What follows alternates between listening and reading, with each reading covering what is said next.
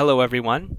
So I've been playing Grounded for a while, a new Obsidian game available on Steam and the Xbox Game Pass in case you weren't aware of it already.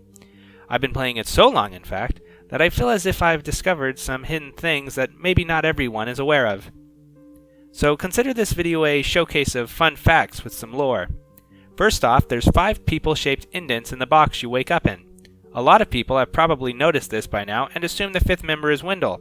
However, all throughout the map are skeletons, implying you aren't the first group of people placed in this backyard. One of the trailers for this game even implies that Wendell isn't the one pulling strings, and that a more sinister figurehead is observing Wendell's work from a distance. The backyard belongs to Wendell. That information isn't that obscure, as if you watch the devlogs they mention it, but if you haven't watched those, you might mistake the yard as belonging to one of the kids. There was a wedding ring in the pond. Most people would just chalk this up to another oddity in the pond, like the T-Rex, but a wedding ring being thrown into a body of water could suggest a problem with Wendell's marriage. Because of the ring, Wendell has named the koi fish Trudy 2 after his wife. Now you know what name to curse when the fish eats you. There are some odd contraptions and tools the teenagers can make, but they aren't the only ones inspired by the backyard. Labs throughout the backyard, such as the one hidden under the pagoda, I had to look up what it's called for that one, as evidence that Wendell was researching the slime mold, likely causing the discovery of the slime lantern we later find in the pond lab. There are berries with teeth in inaccessible labs, with some hints of them existing in the hedge lab. We don't actually have to fight any, but the berries as well as the infected insects means there might be more weirder creatures to fight than your usual backyard creepy crawlies.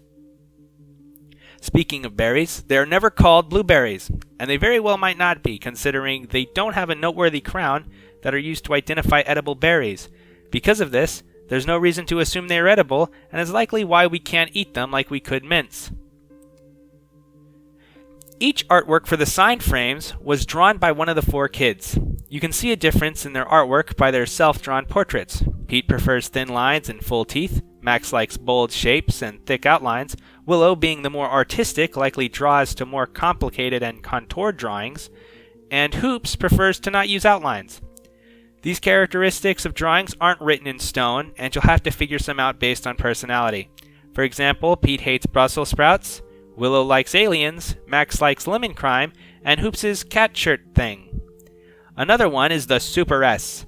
You can tell by the pencil-thin lines Pete did it, but who did the other Super S? Max, because Pete has a man crush on Max, and Max probably doodled the S first. Mussel sprouts taste like onions. You might notice the hedge lab is a bit destroyed in a few places. No, it had nothing to do with you activating the mysterious machine. It's actually the result of the frisbee that you can find stuck in the hedge. Larva is a very general term for an immature insect, but the ones we see throughout most of the backyard are likely the specific larva of the green lacewing. See the resemblance? While most insects in the backyard seem to have a picky diet of just you, the mandibles on soldier ants are rated E for everyone. All the toys in the backyard seem like a weird thing for a mad scientist to have, but he actually has 2 kids, Thor and Sarah. It's Sarah's frisbee that destroyed the hedge lab.